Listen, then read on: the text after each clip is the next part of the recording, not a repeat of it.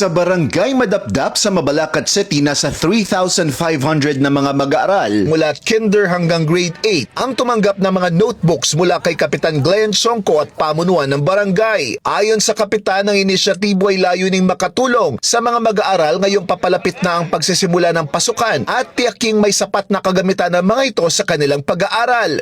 Taon-taon po natin ginagawa ito. Namibigay tayo ng mga notebooks sa mga kinder hanggang grade 8. Opo. So ang recipients namin is 3,500 na estudyante na binigyan natin ng tigli 5 piraso lang na notebook. Okay. At si SK naman, ang anak ko, ay grade 9 and 10. Binibigyan nila ng complete set ng school supplies. Opo. 500 recipients.